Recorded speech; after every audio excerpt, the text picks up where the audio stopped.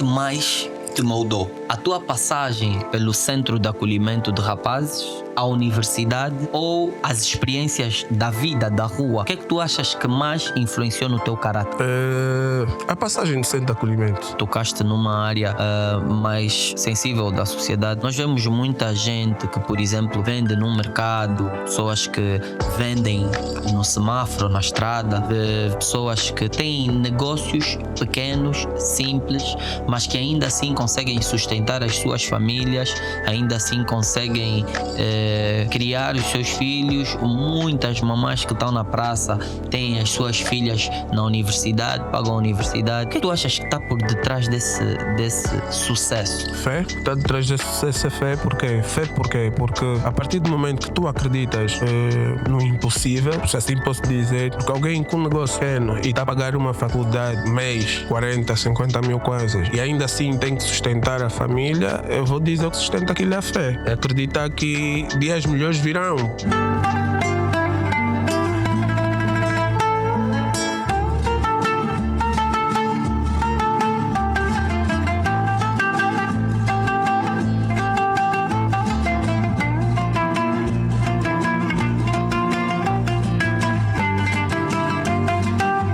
Ora viva, sejam todos bem-vindos a mais um episódio do podcast Evoluir.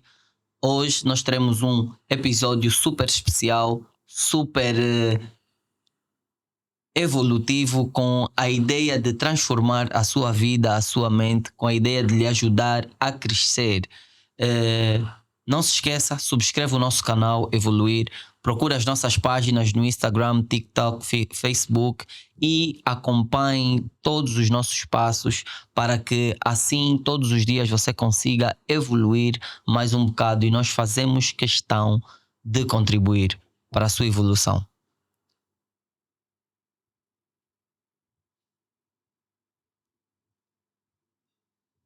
Ok.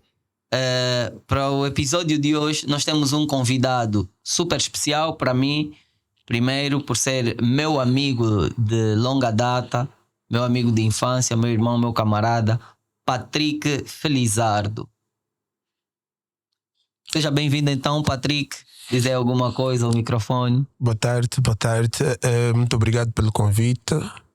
E espero que possamos contribuir, né, para o desenvolvimento desse projeto, que é um projeto muito pertinente e que vale a pena apoiar, né? Para o dia de hoje, nós estamos a trazer para si o tema Pensar Angola, o papel da nova geração. Então, logo de início, o que é que esse tema lhe traz à cabeça, Patrick? É um tema muito bom, porque o papel da nova geração no desenvolvimento de Angola. Digo isso porque eu faço parte da geração 90, que é uma geração que bebeu metade da sua educação da geração 40, 50 e por aí fora. E falando deste projeto ou deste tema, né, que tem a ver com a participação ou desenvolvimento, é isso, é? Sim. O papel da nova geração. Pensar Angola. Nova geração. Certo. É nada mais, nada menos do que nós, a geração 90, vou dizer nós, a geração 90, precisamos mesmo de contribuir, de participar e de acreditar principalmente naquilo que nós realmente queremos atingir e mudar em Angola. Boa. Só aqui a título introdutório, Patrick Felizardo nos fez aqui uma introdução daquilo que ele pegou do tema, e vamos passar as nossas perguntas.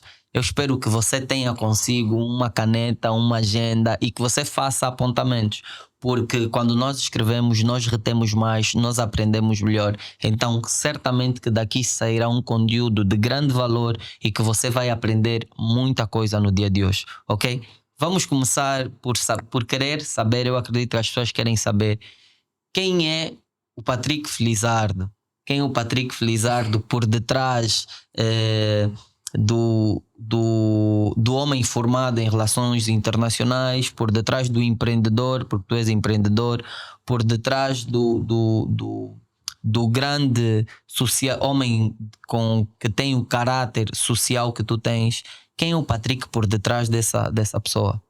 Por detrás das formações, por detrás dos títulos? O Patrick é um jovem que acredita em Deus, acima de tudo. É um jovem de muita fé, um jovem muito resiliente. O Patrick é amigo dos seus amigos, amigo da família. O Patrick é aquele jovem que está sempre bem disposto, independentemente de qualquer situação. É isso. É? É isso. Nada a acrescentar? Não. Bem, e tu és formado em relações internacionais, mas tu trabalhas, tu atuas no mundo dos negócios, de diversas formas, em negócios diversos. Como é que a tua formação em relações internacionais influencia no mundo dos negócios? A minha formação em relações internacionais ajuda muito no mundo dos negócios, porque dentro desta mesma formação tem várias disciplinas e tem uma disciplina que é a teoria técnica de negociação, que é uma das disciplinas que eu mais, se assim posso dizer, dediquei-me enquanto estudante universitário, porque essa mesma disciplina te mostra como deves te comportar num cenário de negócio, em ambientes de negócio, e ensina-te como ter a técnica e a teoria de negociação. Boa. E naquele que foi a tua passagem como diretor de um centro de acolhimento, né? Tu foste o diretor do centro de acolhimento Vivência Feliz. E a tua experiência no centro Vivência Feliz, como é que a tua formação contribuiu para o teu bom desempenho nessa função de diretor do centro Vivência Feliz? Vou voltar a tocar na minha formação académica mesmo. Tivemos algumas disciplinas como OI, né, que são organizações internacionais. Nessas organizações internacionais nós estudamos várias organizações, onde na qual entra as ONGs. Então, no período de formação académica, eu bebi muito sobre as ONGs. Daí que, quando apareceu uma oportunidade de trabalhar como diretor de centro de acolhimento, não tive assim tantas dificuldades, porque é algo que eu já venho a fazer, né, há mais de 14 anos. Então eu tive, se assim posso dizer, facilidade naquilo que é o trabalho que adaptação, certo, a adaptação que eu tive. Então não foi algo assim bicha de cabeça. Se tu tivesses que fazer uma escolha entre ser um homem de negócios e ser um homem de impacto social, aonde é que tu achas que tu serias mais verdadeiro? Uma boa pergunta. Na realidade, nos dois sentidos eu seria verdadeiro, porque o negócio está no meu ADN, que puxei da minha mãe, né? É algo que já venho a fazer há anos, então é algo que eu domino também. Mas a área social é algo que tem a ver com o meu ser, se assim posso dizer. É algo subnatural, né? E então eu poderia dizer que ficaria com a área social. Preferia ser um homem de impacto social. Porque nós vivemos muitas realidades que realmente precisam de jovens, digo jovens mesmo, com comprometimento naquilo que são as causas e as dificuldades sociais. Uau, muito forte. Mas isso aqui, de certa forma, acaba por te colocar como um homem que responde a um chamado bíblico, que é o amor ao próximo. Porque se tu preferes ser um homem de impacto social, quando te colocamos em cada mão ou um homem de impacto social ou um homem de negócios, revela que tu tens um grande amor ao próximo. Achas que esse amor que tu sentes em ajudar, essa vontade que tu sentes em ajudar as pessoas, achas que é algo nato ou é algo que tu desenvolveste? Não, é algo nato. Tem a ver com a minha essência, porque desde muito cedo os meus pais ensinaram-me o que é amar o próximo, e eu lembro-me como se fosse hoje. Isso estamos a falar em 1998, se não estou em erro. Na escola 147, eu lembro que eu nem estudava na escola 147, fui brincar na escola 147 e tinha um rapaz que eu estava a comer funs de milho com molho de tomate de peixe frito. E eu, naquela brincadeira, deixei cair areia na comida do rapaz. Eu me senti tão mal, que até hoje eu nunca esqueço desse episódio. Então é algo que tem a ver mesmo comigo. Tem a ver comigo. Ok, muito bom. O que é que mais te moldou? A tua passagem pelo centro de acolhimento de rapazes, a universidade ou as experiências da vida, da rua? O que é que tu achas que mais influenciou no teu caráter? A passagem do centro de acolhimento. Digo a passagem do centro de acolhimento porque de lá eu consegui tirar várias experiências, porque eu convivi com vários tipos de crianças, desde crianças que foram expulsas de casa por roubo, por acusação de feitiçaria, por maus tratos. Então eu, com essa vivência, consegui perceber que na vida devemos olhar para a dor dos outros, nos metermos no lugar dos outros e para poder perceber então o que realmente vale a pena viver. Então eu posso dizer que a passagem no centro contribuiu muito para o meu caráter. Uau, eu acredito que sim. E isso nos leva para a nossa próxima pergunta. Qual foi a lição mais dura que tu aprendeste enquanto diretor de um centro de acolhimento para jovens, para rapazes? Qual foi a lição mais dura que tu tiras dessa fase da tua vida? A ausência permanente da família. Da família dos rapazes. Certo. Ou seja, as pessoas levam, as crianças estão num centro de acolhimento e não têm apoio, não têm a presença das famílias, sim. Então já não há aquela capacidade de garantir o sustento, mas também não há o interesse em acompanhar as pessoas. Sim, a transformação, o desenvolvimento das mesmas crianças. Então eu digo que essa foi a maior dificuldade ou a maior lição?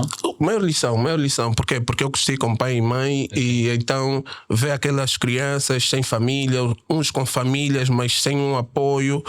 E eu lembro-me quando eu perdi o meu pai, eu tive assim algo espontâneo. Fui passar a noite no centro de acolhimento porque eu precisava de me reconectar e poder perceber realmente o que é que aqueles miúdos sentiam. Então eu posso dizer que é fácil fazer um trabalho, desenvolver um trabalho social em Angola? Assim, essa pergunta é muito séria. É muito séria. Nós precisamos ajudar as pessoas a evoluir. Claro. Mas é assim, é difícil. É difícil porque nós achamos que solidariedade é só em dezembro. E esquecemos que o ano tem 12 meses e nesse período os rapazes têm várias necessidades. Então eu acho que a sociedade civil, as próprias empresas deveriam fazer mais para este setor, mais atividades, garantir mais apoio.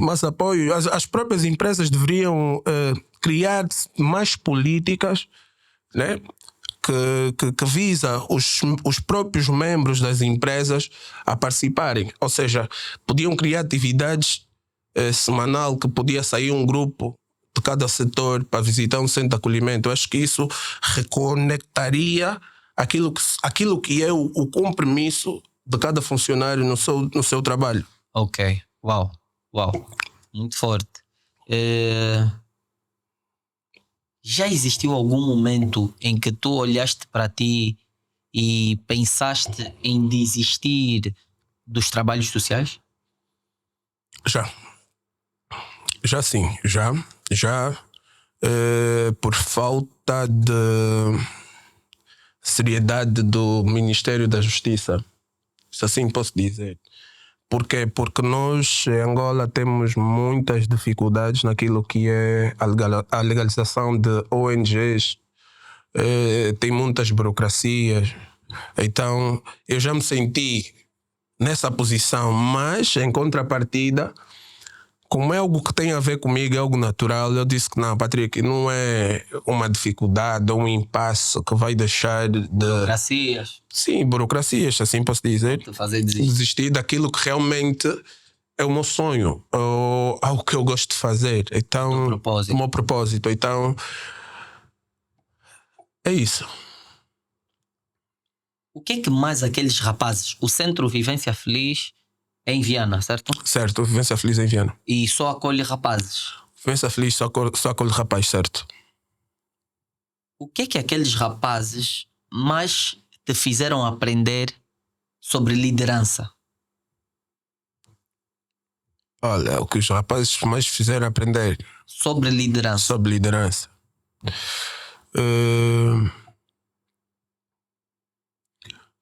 Os rapazes partilhavam comigo aquilo que são as histórias dele, né? E com base nas histórias deles é que metia-me com mais comprometimento naquilo que é o desenvolvimento do centro.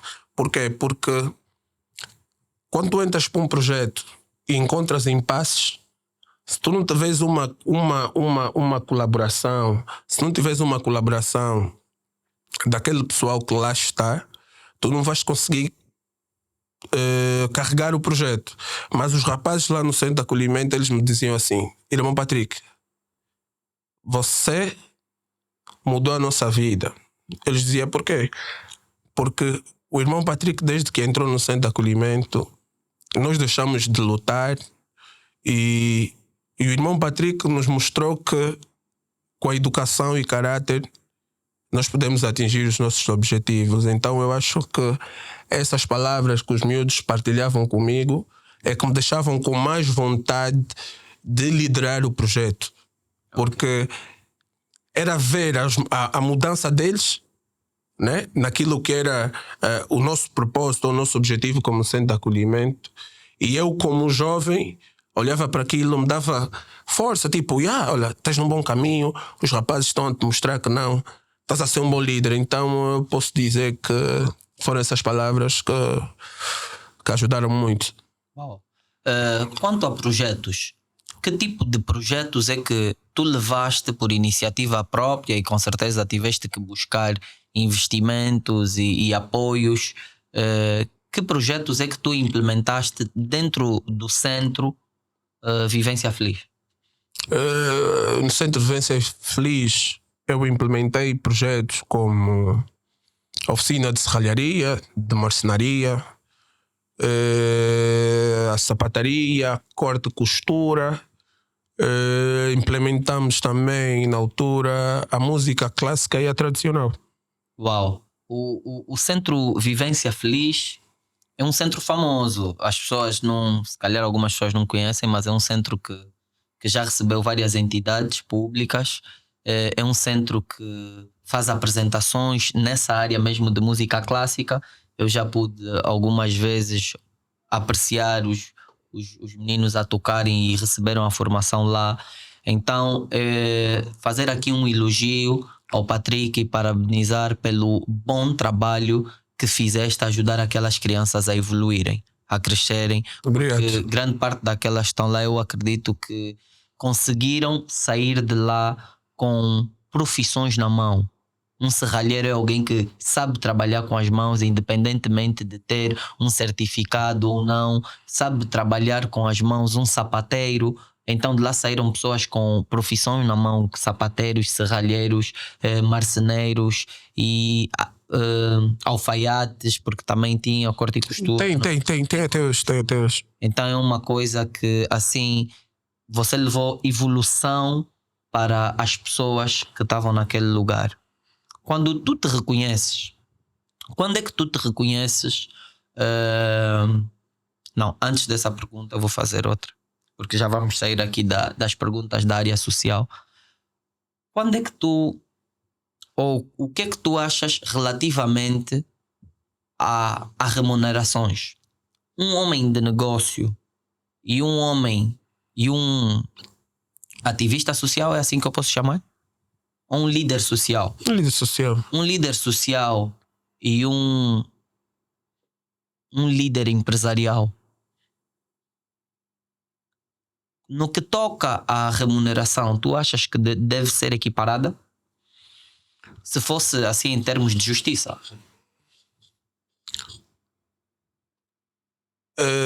Equiparado não, porque o homem de negócios é um homem de negócio. É alguém que, independentemente do que vai fazer, vai ganhar uma percentagem. Nunca se sabe se é 3 ou 10 ou 20%. Já o agente social, se assim posso tratar, é alguém que normalmente tem uma renda fixa, né? Um salário, nesse caso. Okay. E com base aos salários dos agentes sociais é mesmo muito pouco, e eu acho que deveriam olhar mais nesse sentido, porque é um trabalho muito árduo. É lidar com pessoas que às vezes têm uma perturbação, mas você está aí porque sabes que esse é o teu papel. Então eu acredito que um agente social deveria ser bem remunerado, porque é um trabalho muito, mas muito importante, que muitas das vezes as pessoas esquecem. Acham que só o que veste fato ou o que está num escritório é que deveria ganhar mais do que alguém que está num lar de acolhimento. Então eu acho que questão de remuneração, há necessidade mesmo de um ajuste. Sim, porque olha, há pessoas que estão a ganhar 50, 60, 70, 100, até 100 mil kwanzas. E têm que lidar com histórias, com problemas de crianças, com situações difíceis, muitas vezes, né, de pessoas que vêm com vícios, que vêm com frustrações, que vêm com traumas. E é preciso lidar com isso tudo. Então, de certa forma, o trabalho do agente social é transformar a mentalidade dessa criança, desse jovem, ajudá-la a evoluir para uma nova fase. E essa nova fase, o processo até essa nova fase pode ser muito conturbado. Pode sim, pode sim. Sim, pode ser, porque... Tiveste alguma grande conturbação assim com um jovem dentro do centro? Várias. Havia rapazes que faziam uso de substância, mesmo dentro do centro, né? Ou seja, eles estando dentro do centro tinham um controle, mas quando fossem para a rua aproveitavam-se das situações que é para fazer o uso. Eu já convivi luta entre rapazes, facas, educador com rapazes.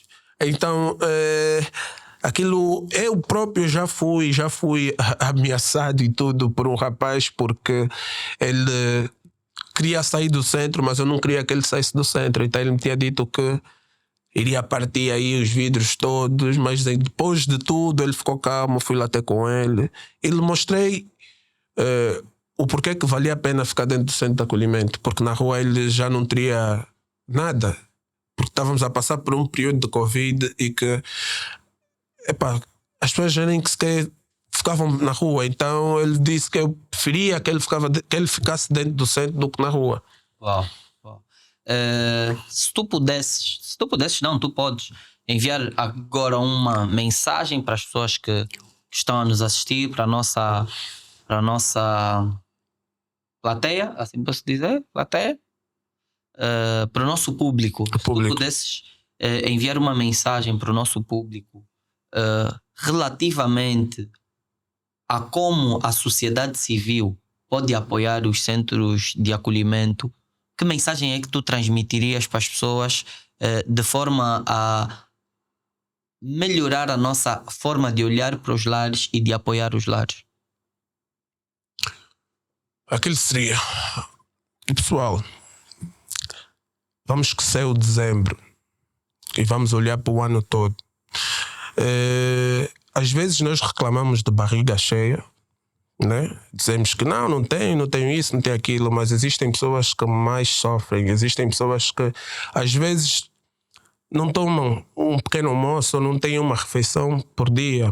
Então, como jovem, eu apelo à sociedade civil que participe mais nessas atividades, criam grupos de amigos, passam a visitar lares de acolhimentos, centros de acolhimentos, Fizemos isso algumas vezes. hospitais, porque a solidariedade não fica propriamente dita só nos centros de acolhimento, até nos hospitais, porque existem pessoas que vão à maternidade, às vezes não têm fralda, têm pessoas internadas, não têm uma sopa, não têm uma roupa. Então, o apelo que eu faço à sociedade é que participem mais, sejam mais solidários, amem mais o próximo, porque todos nós temos um propósito, só que muitos de nós não percebem qual é o nosso real propósito na Terra. Achamos que o acordar é só o acordar. Não, quando acordamos é porque Deus nos dá a liberdade de poder dar continuidade daquilo que realmente interessa ou que vale a pena. Então, jovens principalmente, vamos apoiar. Vamos estar mais unidos porque juntos somos mais fortes. E Angola, para desenvolver ou evoluir, precisa da participação de todos os angolanos. Boa. E aqui mudando um pouco da esfera social, porque nesse episódio nós vamos estar a passar por 3 esferas da sociedade. Acabamos agora de falar sobre organizações com fins não lucrativos. Agora vamos falar das organizações com fins lucrativos, porque o Patrick também é empreendedor. E depois vamos estar a falar da maior instituição que gera uma sociedade, que é o governo. Então vamos entrar para essa nova fase e eu vou fazer a seguinte pergunta: quando é que tu te reconheces, Patrick, como um homem de negócios? Aos 14 anos. Aos 14 anos? Sim. Uau. Num primeiro business. No primeiro business, sim. E qual foi esse teu primeiro business? Olha, acho que o meu primeiro business, acho que eu vendi um telefone, sim. Eu na altura tinha um iPhone, 14, 15 anos, tinha um iPhone, o primeiro iPhone, e fiz uma troca com um amigo. Então eu dei-lhe o meu telefone, ele deu mais um telefone e me deu mais um valor. Uau. Aí marcaste logo o primeiro passo como um homem de negócios, como um homem que faz trocas comerciais. Comerciais, certo. Ok. E até hoje tu estás nisso? Tô. Até eu estou sim. A tua formação académica, como é que ela... Eu já fiz essa pergunta parecida, mas agora eu vou colocar de outra forma. Como é que a tua formação académica tem contribuído, né, para o desenvolvimento dos teus negócios?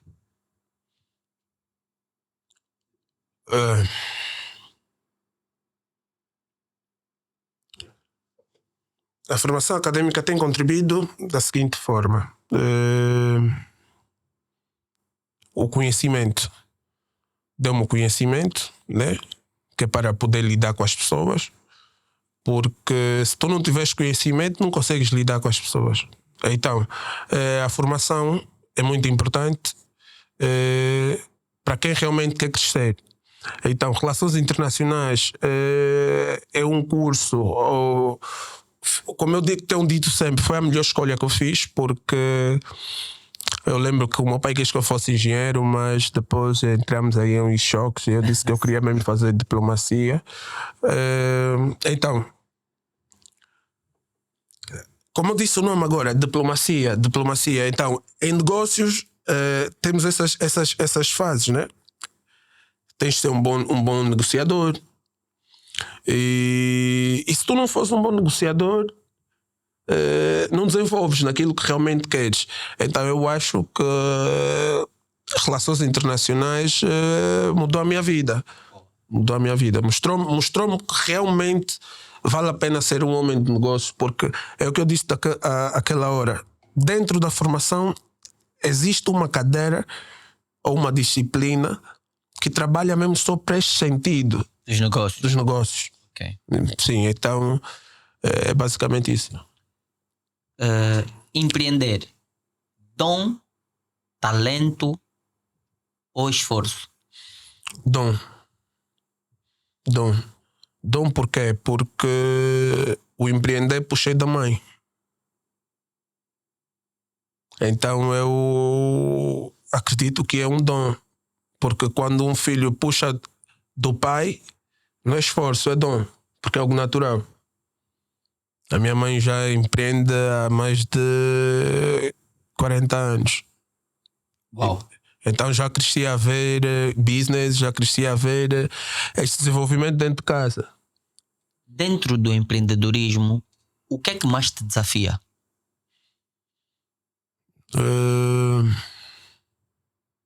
Dentro do empreendedorismo, o que é que mais me desafia? O público. O público porquê? Porque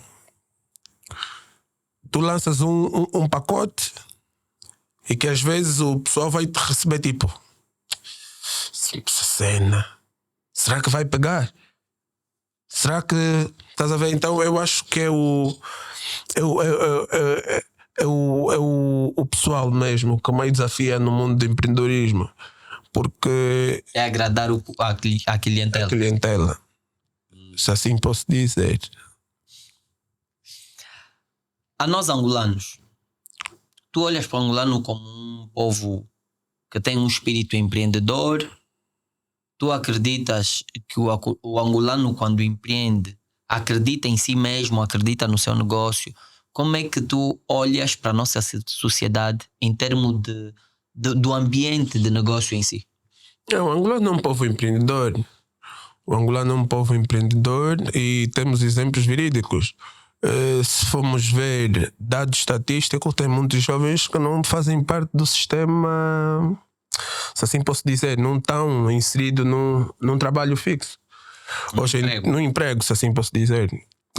Hoje em dia tem muita gente a empreender, então posso dizer que o angolano tem essa veia de empreendedorismo. Aquelas pessoas que vendem roupa, perfume, um salão de beleza, uma roulotte, até aquela pessoa que vende na praça, ela está a empreender.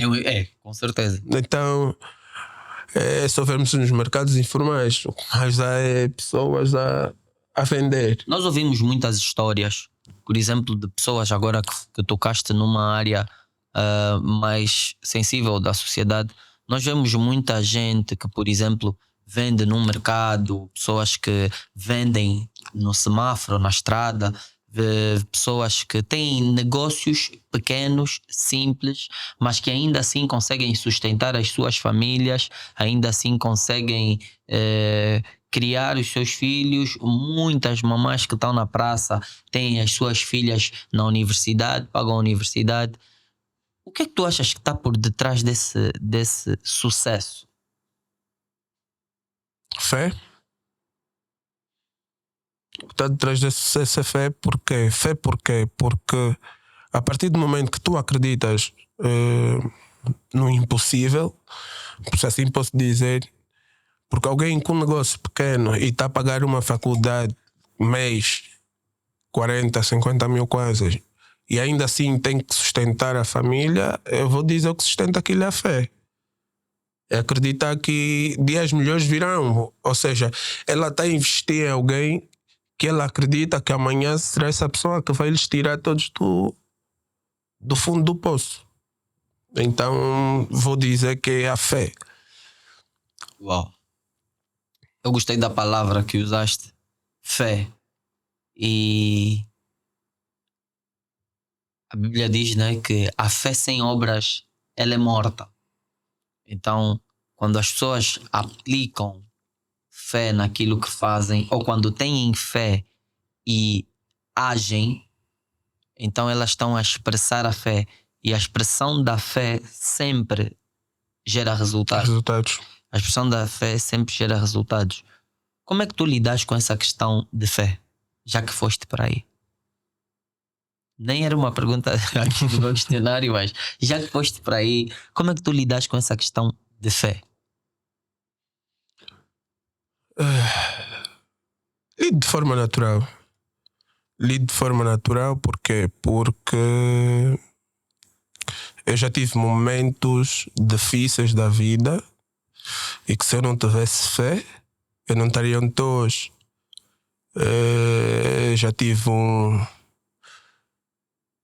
super acidente e é algo que eu estou a falar pelas câmeras, nunca falei, mas pronto.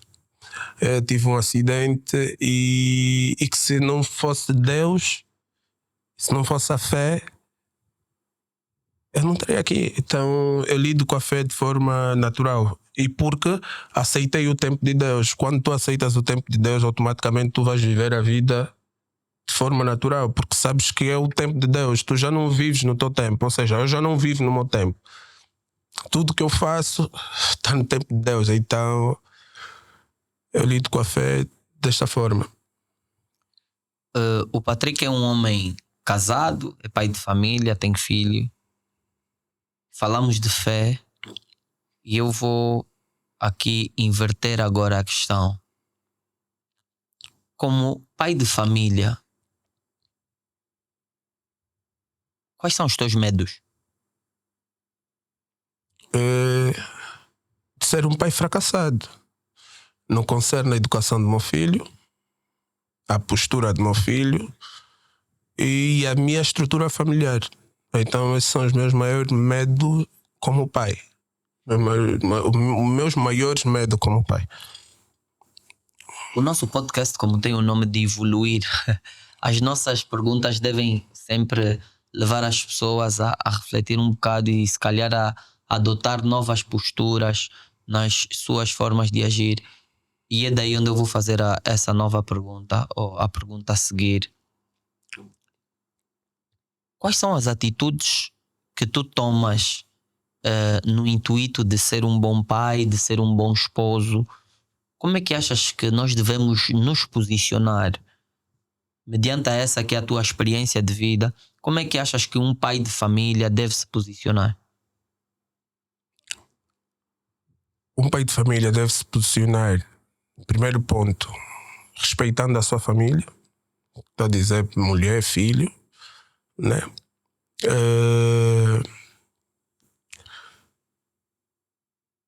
Pôr regras, porque as regras são muito importantes no relacionamento humano.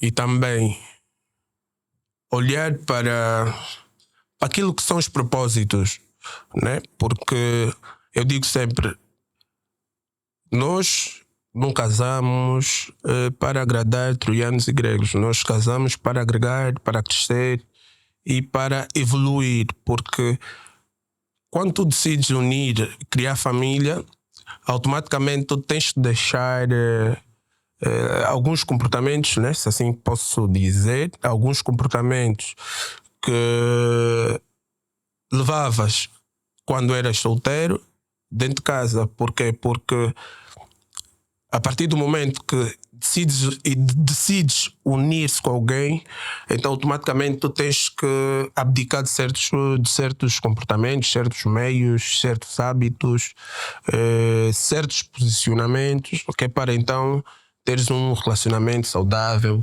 e ter as coisas a fluírem. A família, ela é o berço da sociedade?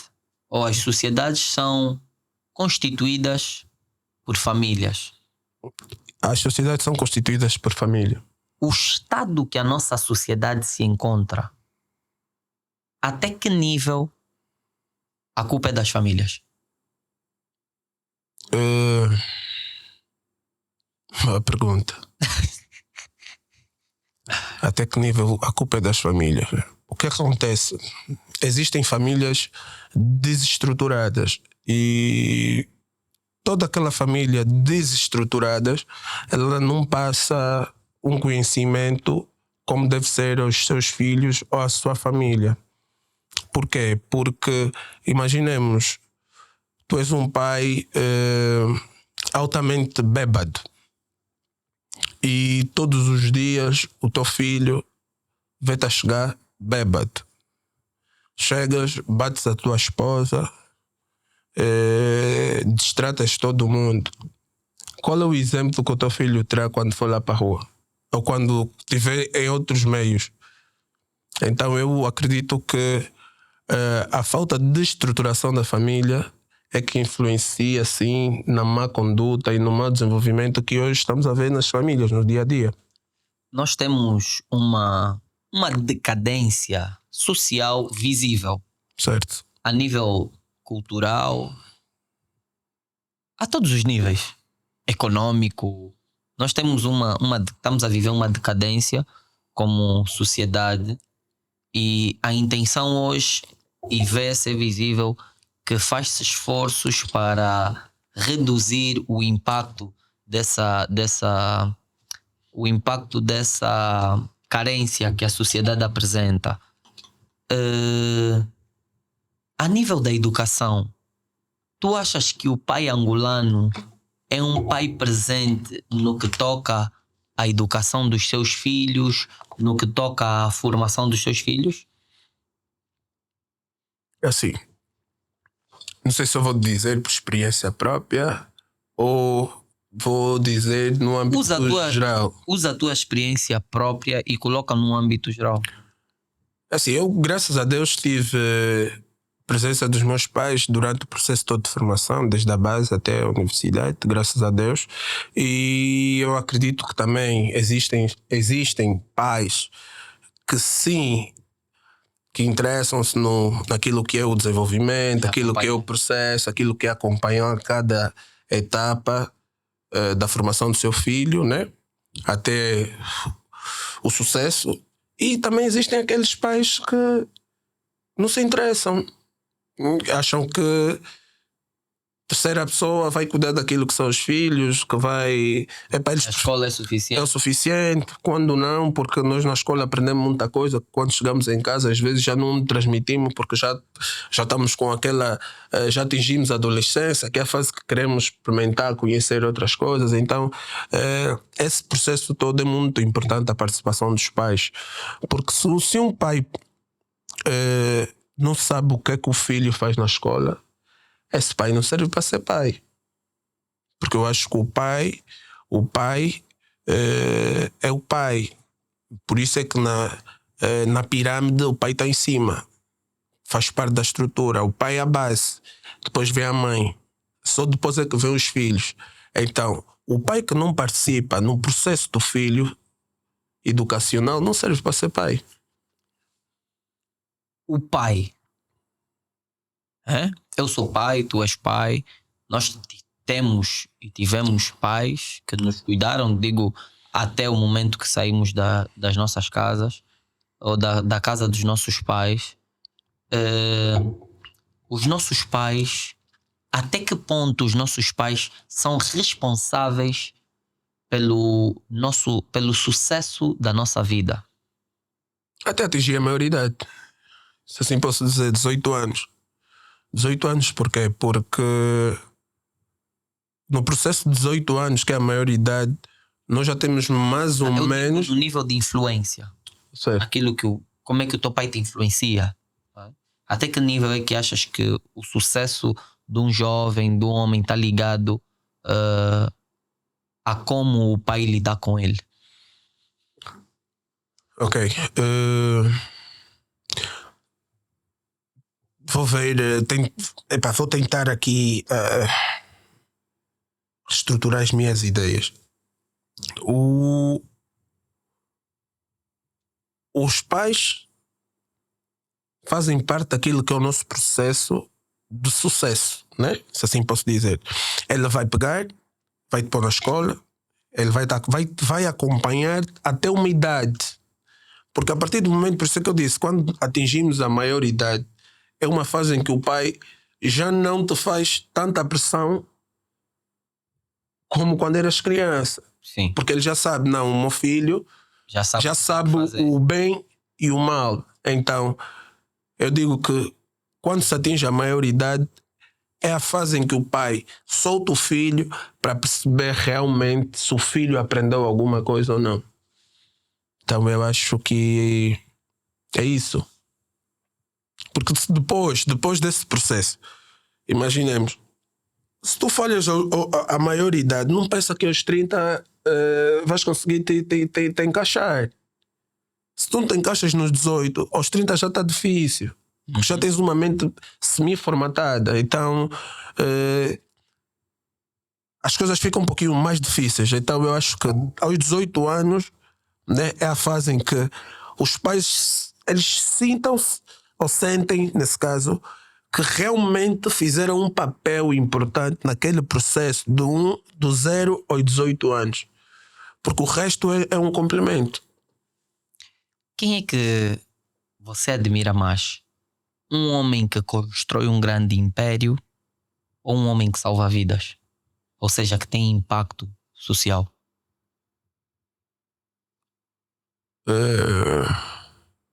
Um homem com impacto social. Sim, porque o impacto social, aquilo, amanhã quando tu não te vês, tu deixas um legado. As pessoas sabem que quem construiu esse centro de acolhimento é o Vander. Quem tirou essas crianças da rua é o Vander. Mas imaginemos alguém que deixa um império de dinheiro e é alguém soberbo. Então é tipo, o António tem muito dinheiro, mas não tem educação. O António não tem expressão, mas o António tem muito dinheiro. O Vander não tem muito dinheiro, mas o Vander é um jovem nobre, é alguém que faz ações solidárias. Então eu acho que a ação social me impacta mais do que alguém que tem assim. Só tem dinheiro. Que só tem dinheiro. É como temos ouvido muitas pessoas que têm dito: ser rico não é ter dinheiro. Né? Certo. Olha, por acaso, ser rico é muito além de ter dinheiro. eu por acaso em tempos estive a falar com alguém, já não lembro quem era a pessoa. Mas a pessoa quando vê o vídeo vai lembrar que estavas a falar com ele. Com ele, certo. E ele disse o seguinte: existem endinheirados e existem pobres com educação.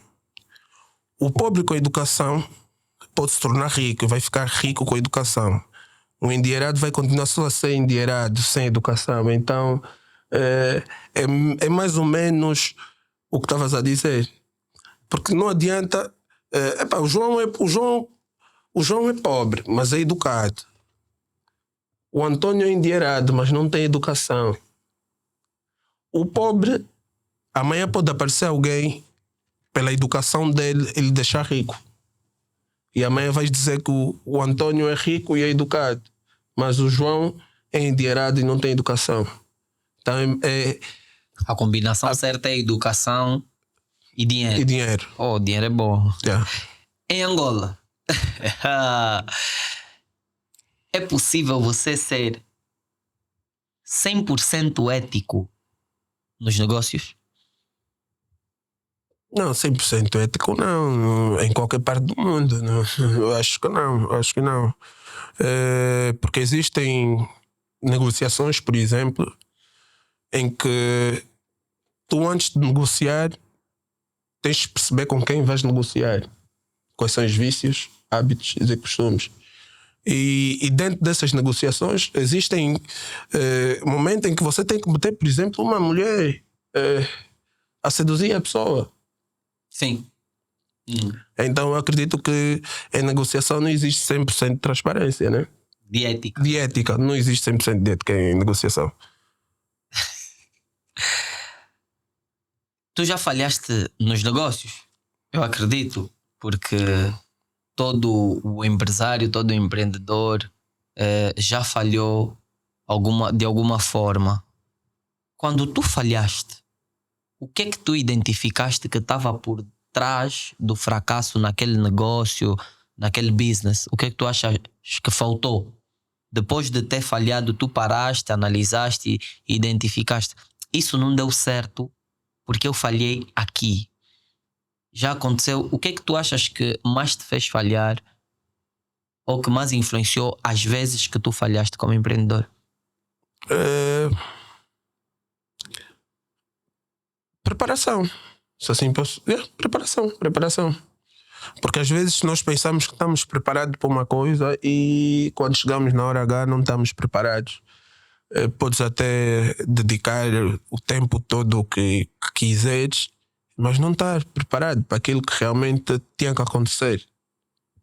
Então, falta de preparação também já influenciou assim, em certos fracassos em negociação. Amadurecimento, então. Amadurecimento. Nós devemos amadurecer como empresários e para podermos gerar melhor resultados. Mas isso por quê? Isso por quê? Isso porque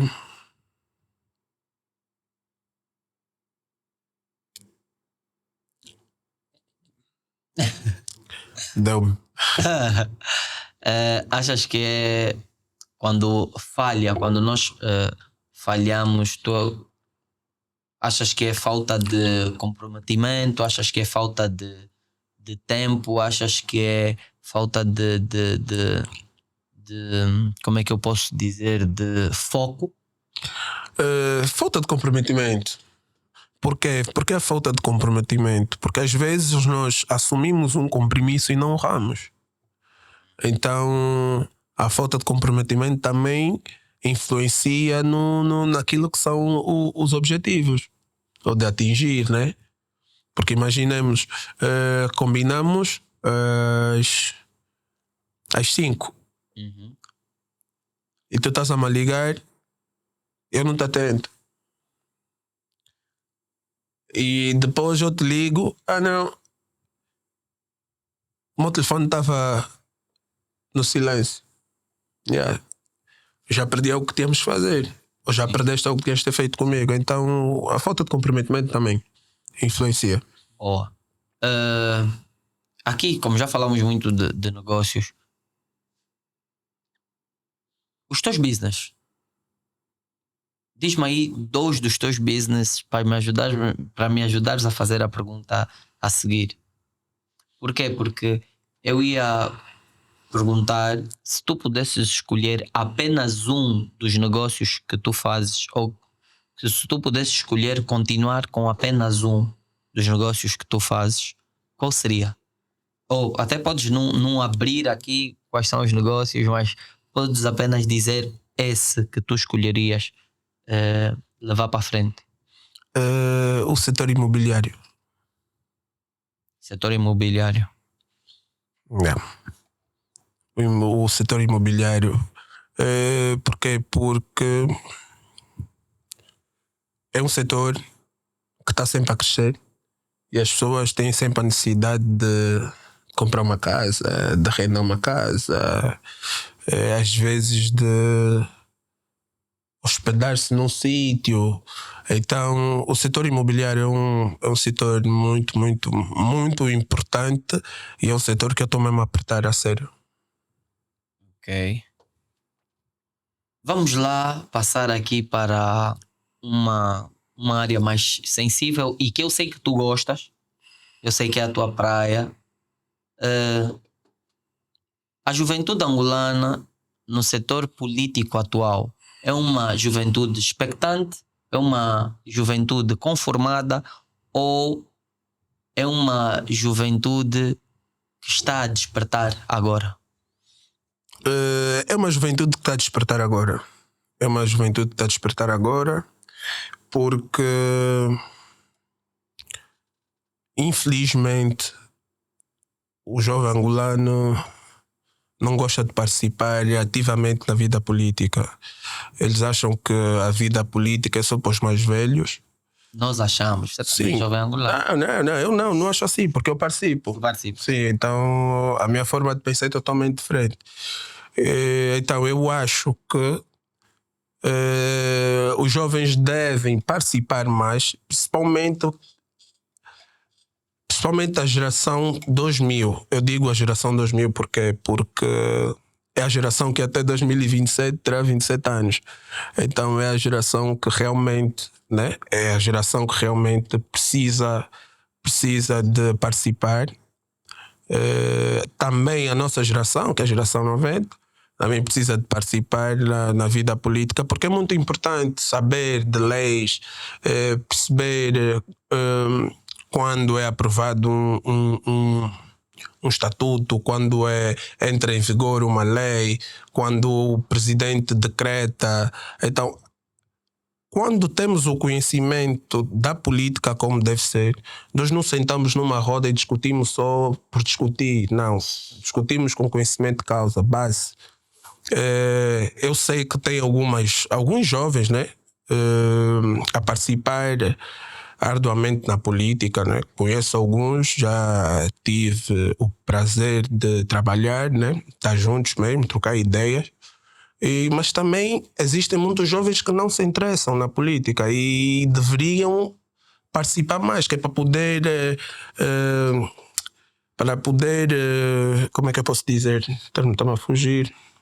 Para poderem influenciarem naquilo que são as decisões que o próprio governo, o próprio parlamento vai aprovando.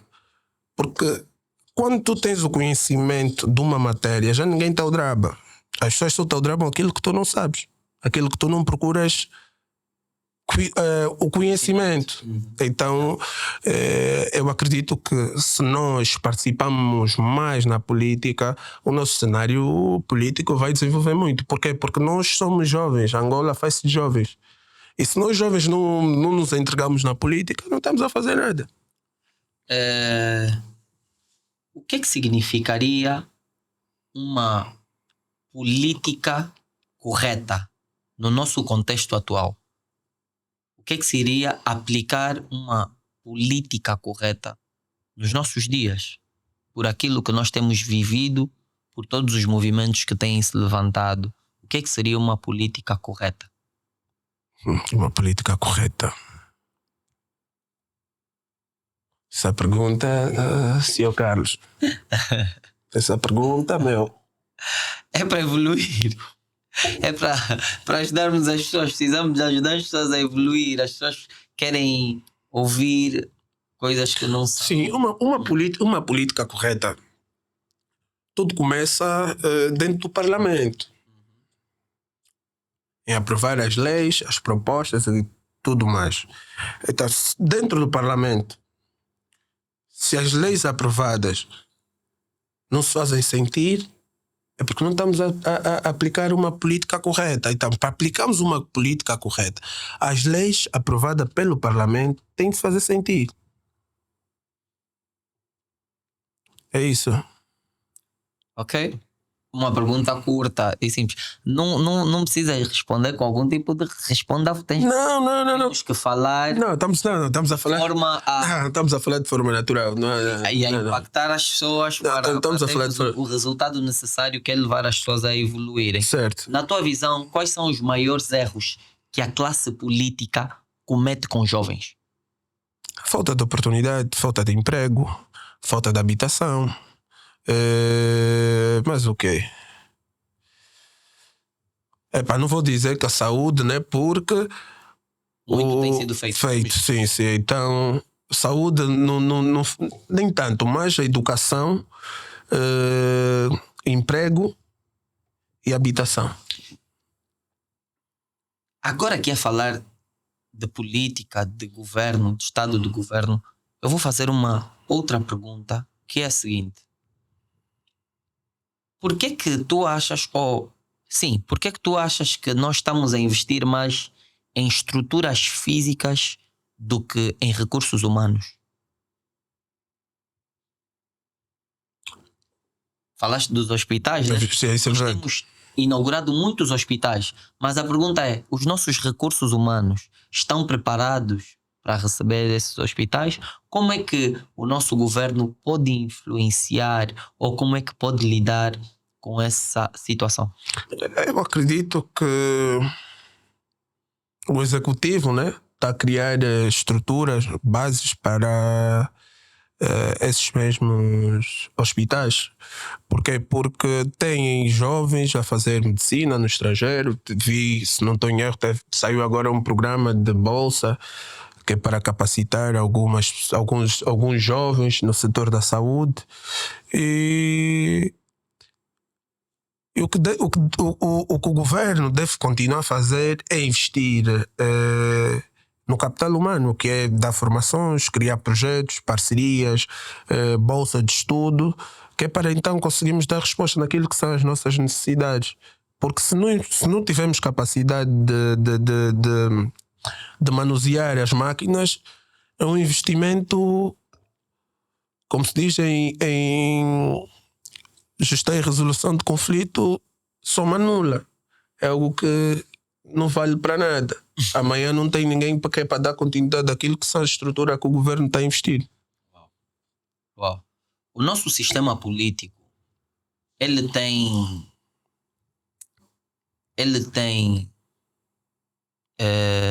dado espaço aos jovens por mérito, por competência, ou existe muitos privilegiados a ocuparem cargos que não têm competências? Qual é a tua visão sobre isso? A minha visão com relação a essa questão, em 2017, quando o Presidente da República assumiu o poder, ele disse que ele trabalharia com jovens. Daí que no programa dele tem os jovens. E num sistema político angolano, normalmente os jovens que ocupam cargos de diretor, ministro, secretário de Estado, são todos aqueles jovens que fazem parte do partido no poder. Porque assim é o sistema que rege, que é algo que é lei. Normalmente quem assume posições de direção, de ministro, gênero, só são aqueles que fazem parte do partido no poder. Daí que há sim jovens que estão por mérito. Tem jovens sim por mérito e tem jovens que é mesmo por Indicação. Sim, isso não falha. E até que ponto é que tu achas que a implementação de autarquias seria necessário ou é urgente no nosso estado atual? Olha, as autarquias é algo que é muito importante. É muito importante porque com as autarquias teremos o poder descentralizado, que sai do poder central para o poder local, que facilita naquilo que é o desenvolvimento das comunidades, né?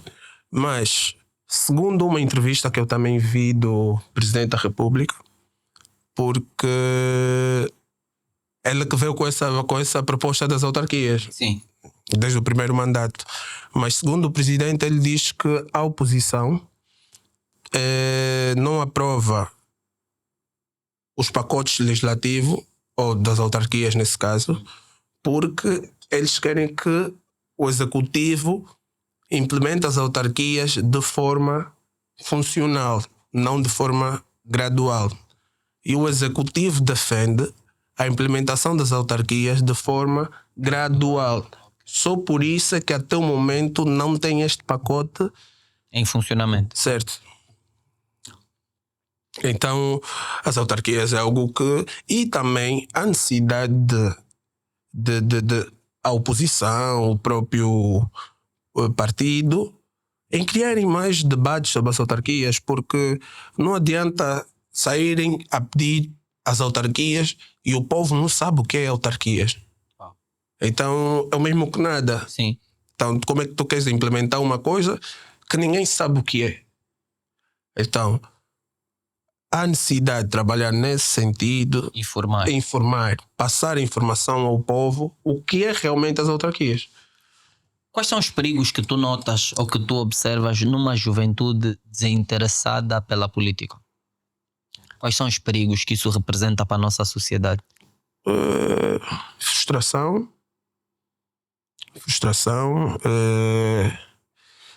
rebeldia e muita delinquência.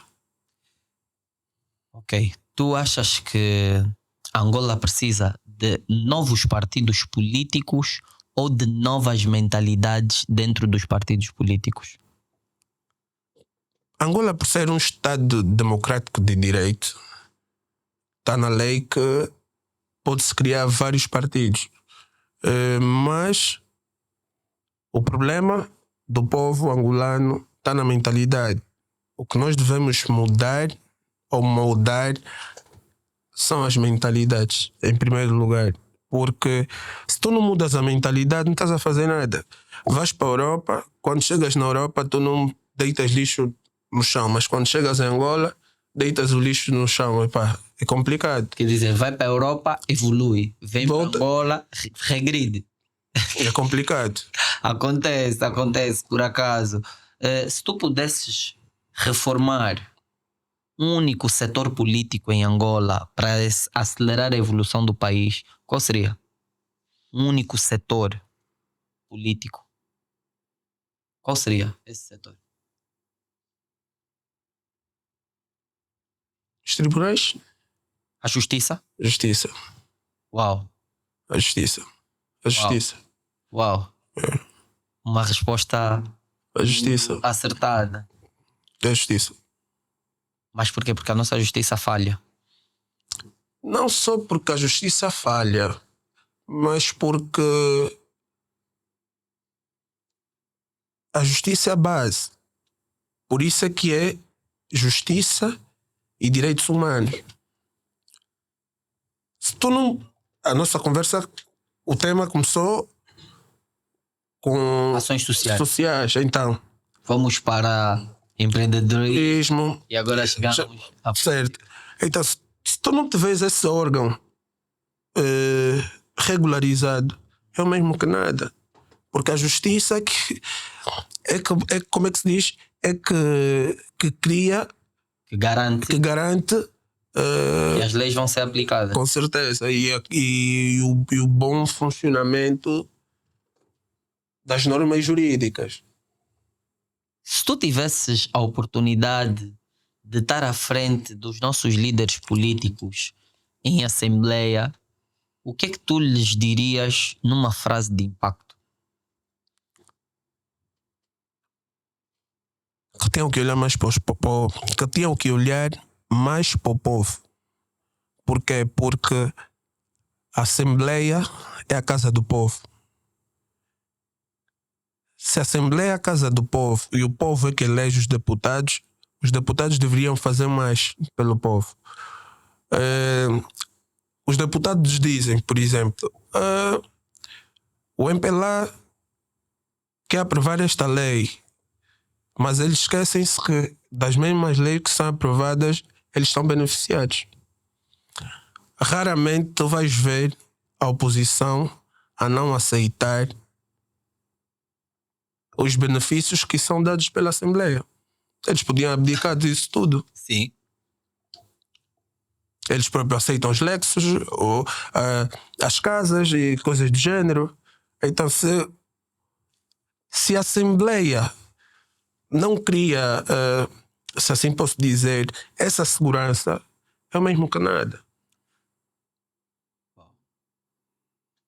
O que é que um jovem angolano, um jovem como nós, um jovem até com menos idade do que nós, o que é que um jovem angolano deve fazer hoje para se preparar para ser um bom político, um bom líder político amanhã? Boas condutas, boas práticas, amar o próximo realmente, porque quando tens um cargo político, tu não podes olhar só para a tua barriga. Não. Se o povo me meteu, então tenho que fazer pelo povo. E nós jovens, muitas das vezes, o que nos faz não ser boas pessoas são as nossas ações. São aquilo que realmente a gente quer. O que é que vale a pena? Epá, eu amanhã sou secretário de Estado. Eu, em vez de fazer como secretário de Estado, eu quero aparentar que eu sou o chefe. Enquanto eu tinha que pegar, servir o povo, sair, ter contato direto com o O povo. patrão. O patrão. Porque é o povo. Sim. Então, se você sabe que és um jovem e tens um objetivo, alguém te meteu, tu tens que mostrar que tens capacidade. Se não tiveres, pede mesmo, não, eu não estou capacitado, eu não posso. Dá no João, o João tem melhor capacidade do que eu. Eu vou ser o assistente dele, que é para poder ganhar experiência. Porque é isso que nos falta, falta de experiência. Porque existem políticos natos, existem políticos criados. Tem pessoas que nasceram para a política. E há pessoas que crescem a aprender o que é a política e tornam-se políticos. Então, nós jovens precisamos mesmo de ter os pés bem assentes e saber o que realmente vale para a política. Aqui em tom de encerramento, e que a mim me deixa um bocado triste, né? Porque a conversa está muito boa. De 2002 a 2025, numa resposta clara, Angola cumpriu com o nosso lema aqui do programa, evoluir. De 2002 a 2025, houve uma verdadeira evolução. Houve. Um dos exemplos estamos aqui dentro. Faz parte da evolução. Porque há uns anos atrás nós não tínhamos isso. Não existia podcast. Não tínhamos a liberdade que temos hoje de expressão. Então eu posso dizer que sim, evoluímos sim. E temos evoluído. Né? Estamos a passar por um processo de desenvolvimento. Não estamos ainda, não somos desenvolvidos, mas estamos em fase de desenvolvimento. Angola está assim, nesse processo houve sim evolução. Houve, criou-se mais escolas, mais hospitais, houve oportunidades de emprego. E é como tudo, né? Existem dificuldades a nível mundial, mas por estarmos em África as coisas tornam-se um pouquinho mais A vida é em ciclos, né? Em fases, estações. sim, nós estamos um pouquinho atrás, até como diz o Marcelo Rebelo de Sousa, diz que Angola está melhor do que muitos países africanos e muitos países do mundo. Ok. Yeah. Sim. Evoluir.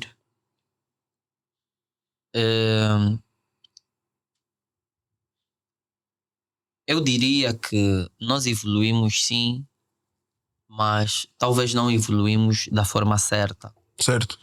Porque nós podemos estar no lugar certo, com a pessoa errada ou na hora errada.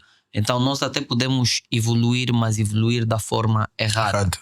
E não que eu estou a dizer que Angola evoluiu da forma errada, mas como eu falei de ciclos e de estações, eu vou aqui sublinhar a minha ideia relativamente a isso, que nós tínhamos tudo para evoluir muito melhor. Nós ficamos aquém do nosso potencial. Angola, um país com o potencial de riquezas e recursos naturais que tem. Angola, um país com o nível de recursos humanos que tem, podia evoluir de forma mais consistente e podia evoluir de forma mais, como é que eu posso, mais coletiva. Então, aqui mesmo já como remate final, o que é evolução para ti? Evolução.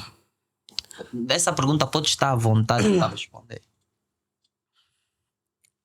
Como tiveste em todas, né? A evolução para mim são estágios. São períodos que nós vamos vivendo e aprendendo com base no nosso caminhar. Então, vou dizer, evoluir para mim é você olhar para o passado, olhar para o presente e conseguir perceber onde quer chegar no futuro. Isso para dizer, se ontem tinhas uma bicicleta, hoje tens um carro, um terreno, um filho, um salário, uma vida, não vou dizer altamente, mas tens uma vida mínima, ou uma vida estável. Eu posso dizer que isso é uma evolução. Porque a evolução é você sair de um processo para o outro. Nesse momento, existe uma evolução no Vander. Hoje em dia o Vander é o dono de um podcast. Mas antes o Vander foi convidado num podcast. Então eu acho que Bom exemplo.